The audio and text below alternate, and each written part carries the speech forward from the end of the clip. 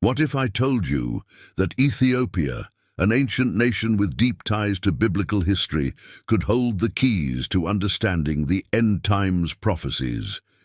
From being the alleged resting place of the Ark of the Covenant, to the claim that its royal family descends from King Solomon and the Queen of Sheba, Ethiopia's significance may be far greater than we've ever imagined. Could Ethiopia, mentioned in both Genesis and Isaiah, be a major player in the final battles of prophecy and possibly even the true Zion? Stay with me as we delve into Ethiopia's biblical roots and its potential role in eschatological events, revealing how this nation could shape the future of the world according to Scripture. Before we begin, don't forget to subscribe to Deep Bible Stories and share this video with others who are interested in discovering the hidden prophecies related to modern nations. Let's dive into Ethiopia's powerful and intriguing biblical legacy. Ethiopia, referred to as Kush in the Bible, has a lineage that stretches back to the very earliest days of biblical history. The book of Genesis provides one of the earliest mentions of this region, describing Kush as a land watered by one of the rivers flowing out of the Garden of Eden. The name of the second river is the Gihon. It is the one that flows around the whole land of Kush, Genesis 2:13. This reference not only ties Ethiopia to the early chapters of the Bible, but also suggests that it was part of the ancient world from the very beginning of post-Edenic history. Kush, identified as the progenitor of the Ethiopian people, was a son of Ham, the son of Noah. This genealogical link places Ethiopia at the heart of humanity's early development after the Great Flood. As we continue to trace Ethiopia's biblical significance, we find that its importance only grows, particularly when examining prophecies tied to the end times. The people of Kush, often associated with modern-day Ethiopia and surrounding regions, are mentioned throughout the Old Testament in contexts that suggest Ethiopia's long-standing influence in the ancient world. Notably, Isaiah 18 speaks of a land beyond the rivers of Kush that will bring offerings to God during the end times. Scholars often interpret this as a reference to Ethiopia and its potential role in the prophetic events leading to the return of Christ. One of the most astonishing claims regarding Ethiopia is that it may be the resting place of the Ark of the Covenant. The Ark, which housed the Ten Commandments, was the central object in the Israelites' worship, representing the presence of God among his people. According to 2 Samuel 6:2, the Ark was referred to as the Ark of God, which is called by the name of the Lord Almighty. However, after the Babylonians destroyed Solomon's temple in 586 BC, the Ark disappeared from history, sparking centuries of speculation regarding its whereabouts. But Ethiopian tradition offers a bold and controversial explanation. According to the ancient Ethiopian text, the Kebra Nagast, the Ark was taken from Jerusalem to Ethiopia by Menelik I, the son of King Solomon and the Queen of Sheba. This claim suggests that the Ark has been kept in the Church of Saint Mary of Zion in Axum, where it is said to be guarded by a single monk who dedicates his life to protecting it. This guardian is the only person allowed to see the Ark, and the role is passed down to a new monk when the previous guardian dies. The Ethiopian Orthodox Church holds this tradition with great reverence, believing that they are the true custodians of the Ark. But why isn't this significant in the context of end times prophecy? The book of Revelation suggests that the Ark will reappear in the final days as part of God's redemptive plan. The Ark represents God's covenant with his people, and its reappearance would signal a profound moment in the unfolding of prophecy. If Ethiopia indeed holds the Ark, it could play a key role in the apocalyptic events described in the Bible. As Isaiah 18 mentions, Ethiopia, or Kush, will bring offerings to God in the last days. Could one of these offerings be the Ark itself, restored to its rightful place in the fulfillment of prophecy? What do you think? Could Ethiopia truly be the guardian of the Ark, waiting for the day when it will re-emerge as part of God's final plan? Ethiopia's connection to King Solomon and the Queen of Sheba offers another layer of intrigue when considering the nation's role in biblical history and prophecy. The Ethiopian royal family claims direct descent from King Solomon through his union with the Queen of Sheba, a lineage that, if true, reshapes how we understand the ancient ties between Ethiopia and Israel. 1 Kings 10:1-13 recounts the Queen of Sheba's visit to Solomon, during which she was so impressed by his wisdom and wealth that she blessed him with precious gifts. According to Ethiopian tradition, this visit resulted in a son, Menelik the Fae, who would later return to Ethiopia, bringing the Ark of the Covenant with him. The Kebra Nagast expands on this narrative, asserting that Menelik established a royal dynasty that continued unbroken until the fall of the Ethiopian monarchy in the 20th century.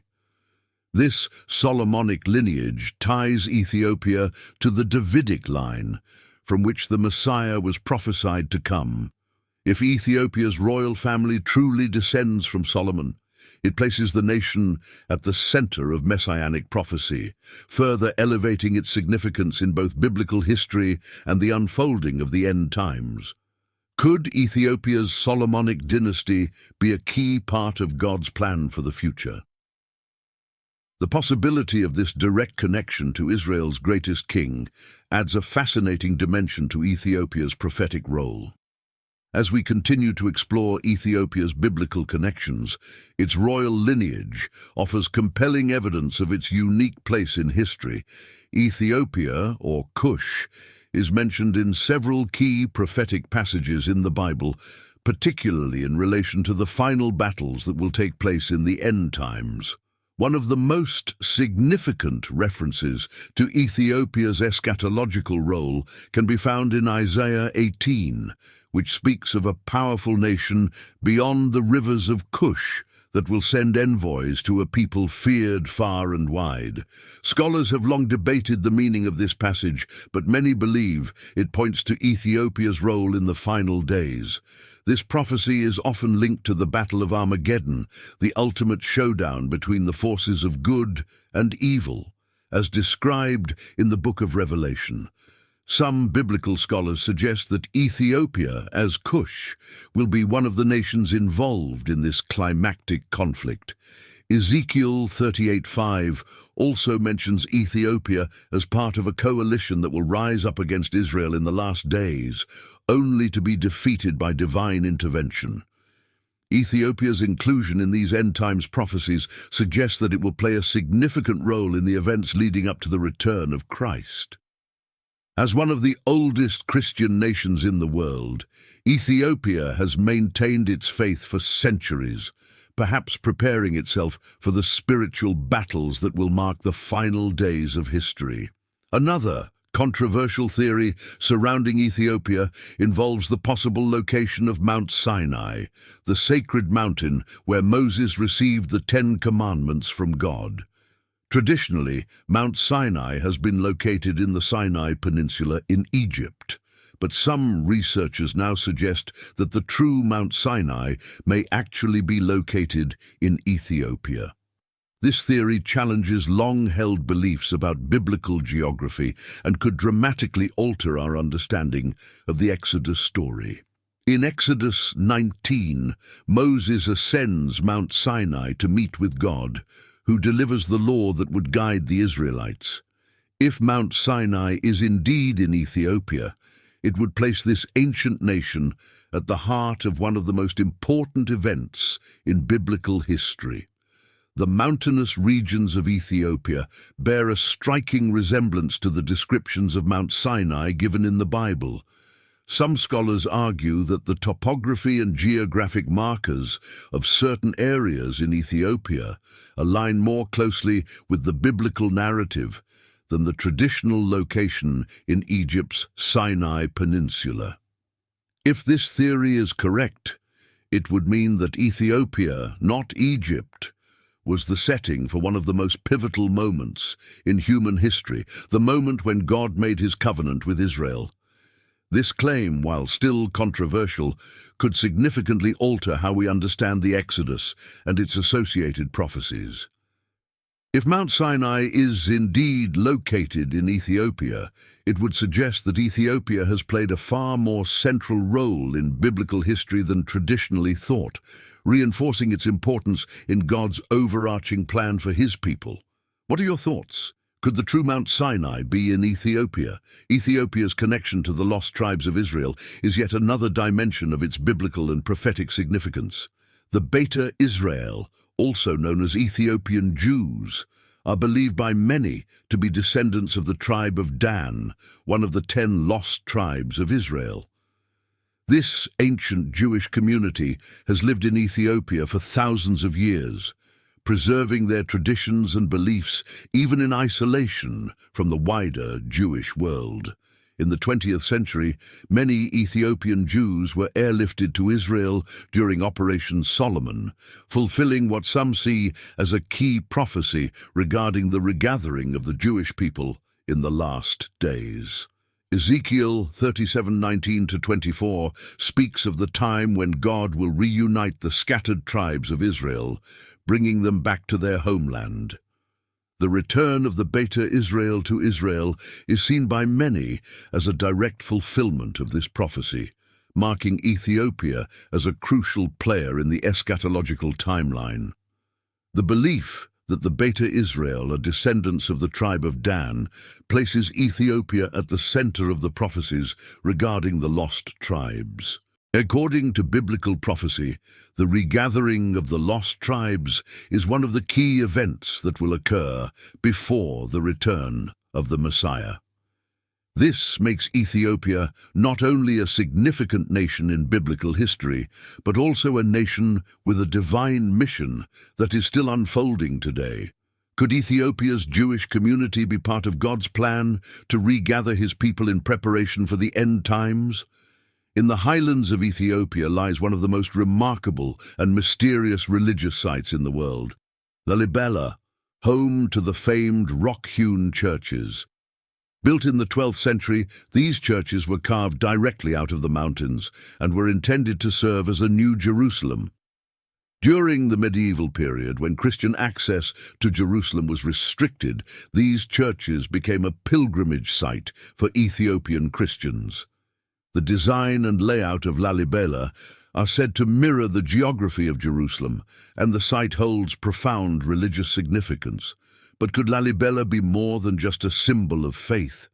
Some believe that Lalibela's rock-hewn churches may contain hidden clues regarding the second coming of Christ. Revelation 21:2 speaks of the new Jerusalem descending from heaven, a place where God will dwell with his people.